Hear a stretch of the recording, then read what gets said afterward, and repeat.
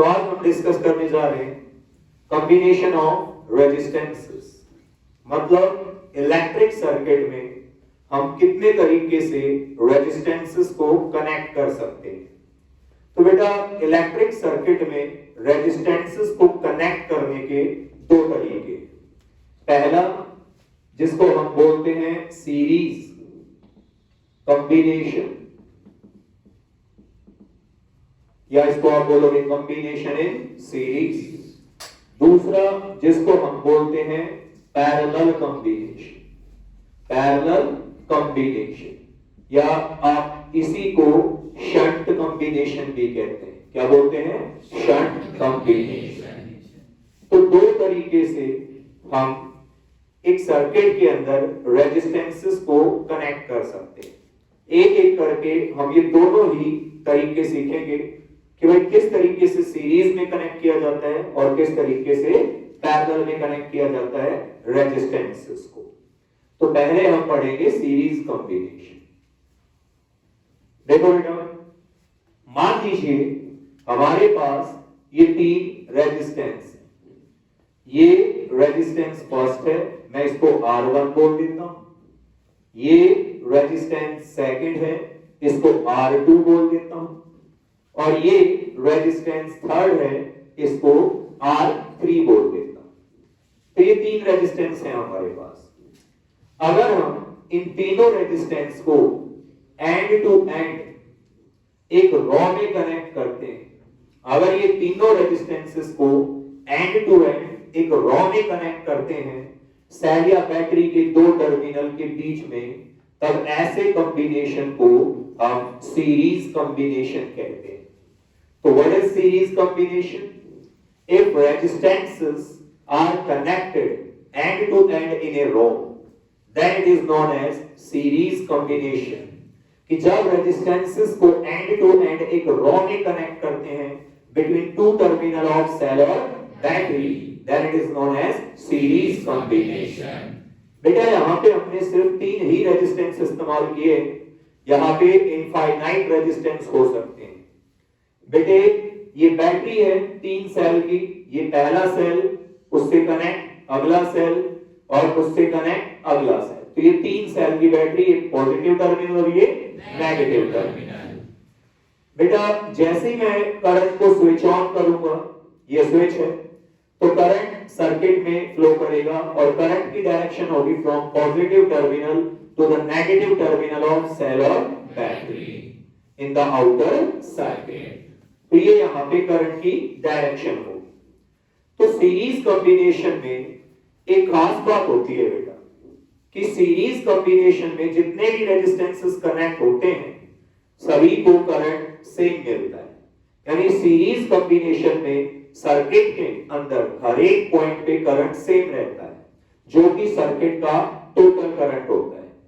मान लीजिए यहां पे टोटल करंट I है, तो इस रेजिस्टेंस को भी करंट कितना मिलेगा? I। यहां पे भी करंट कितना होगा? I। और यहां पे भी करंट कितना होगा? I। यानी सीरीज कॉम्बिनेशन में हर एक रेजिस्टेंस को करंट सेम मिलता है। सीरीज कॉम्बिनेशन में पूरे सर्किट के अंदर हर पॉइंट पे करंट सेम रहेगा, जो कि सर्किट का टोटल करंट होता है। और मान लीजिए ये जो बैटरी है वो V वोल्ट की है, तो यहां पे जो ये वोल्टेज है, टोटल वोल्टेज, वो इन सभी अलग अलग रेजिस्टेंस में अलग अलग डिवाइड हो जाएगी। अलग अलग रेजिस्टेंस को अलग अलग वोल्टेज मिलेगी और इस तरीके से मिलेगी कि हर एक जगह पे करंट क्या रहे? सेम। तो मान लीजिए इस टोटल वोल्टेज में से इस रेजिस्टेंस को मिला V1, इसको जो वोल्टेज मिली वो V2, और इसको जो वोल्टेज मिली वो V3। ठीक है? तो सीरीज कॉम्बिनेशन में जो टोटल वोल्टेज होती है वो अलग अलग रेजिस्टेंस में अलग अलग डिस्ट्रीब्यूट हो जाती है, डिवाइड हो जाती है, और इस तरीके से डिवाइड हो जाती है कि हर एक रेजिस्टेंस को करंट सेम मिले। तो यहां पे अब हम चाहते हैं इस सर्किट का टोटल रेजिस्टेंस निकालना। तो बेटा मैं मान लेता हूं कि इस पूरे सर्किट का टोटल रेजिस्टेंस R है, तो मुझे ये R की वैल्यू चाहिए। तो क्या मैं ऐसा लिख सकता हूं कि V is equal to V V1 plus V2 plus V3। क्या मैं ऐसा लिख सकता हूं? Yes, sir. अब according to Ohm's law V is equal to IR। Ohm's law के according V is equal to IR। तो यहां पे जो ये टोटल वोल्टेज है मैं इसकी जगह लिख सकता हूं टोटल करंट इनटू में total resistance. Total current I है और टोटल रेजिस्टेंस R है, तो V की जगह लिखा जा सकता है IR। और V1 बोले तो यहां की वोल्टेज यानी इस रेजिस्टेंस की वोल्टेज, तो V1 को लिख सकते हैं I इंटू R1।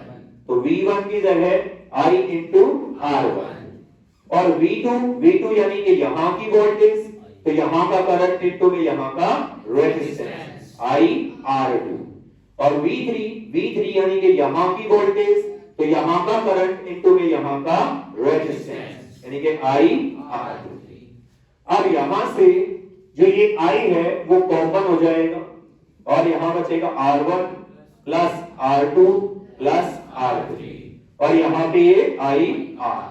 अब ये I से I कैंसिल, तो आपको टोटल रेजिस्टेंस मिल गया R1 plus R2 plus R3।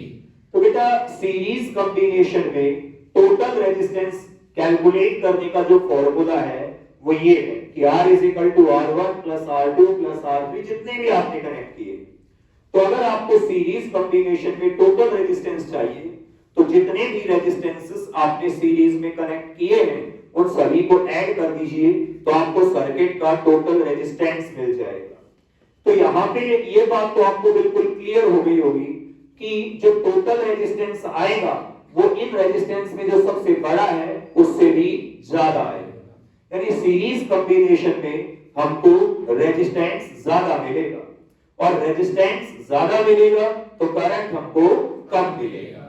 ठीक है, सीरीज कॉम्बिनेशन में रेजिस्टेंस ज्यादा रहेगा और करंट क्या मिलेगा? कम मिलेगा। क्या आपको इतना समझ में आ गया? Yes, sir. ओके बेटा, अब आपको सीरीज कॉम्बिनेशन के कुछ जो बेनिफिट्स या इसकी लिमिटेशंस है वो भी आपको समझ में आनी चाहिए, यानी इसमें क्या फायदा और क्या नुकसान। देखिए सीरीज कॉम्बिनेशन में ऐसा होता है कि मैं एक ही स्विच से सभी रेजिस्टेंसेस को ऑन या ऑफ कर सकता हूं। मैं इस एक मेन स्विच से सभी रेजिस्टेंस को ऑफ कर सकता हूं और इसी स्विच से सभी को ऑन कर सकता हूं। तो सीरीज कॉम्बिनेशन में जो जितने भी रेजिस्टेंसेस होते हैं वो एक ही स्विच से ऑन या ऑफ होते हैं।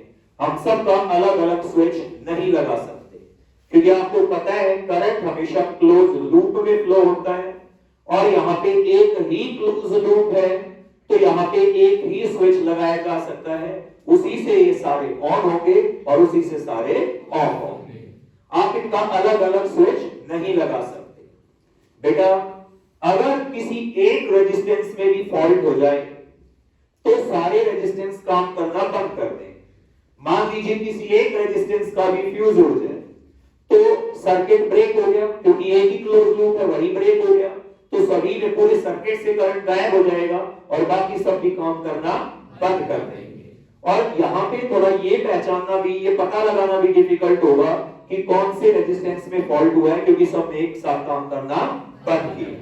ठीक है, तो सीरीज कॉम्बिनेशन में अगर एक रेजिस्टेंस काम करना बंद करता है तो बाकी रेजिस्टेंस भी काम करना बंद कर देंगे। तो क्या आप लोगों को यहाँ तक सब समझ में आया है?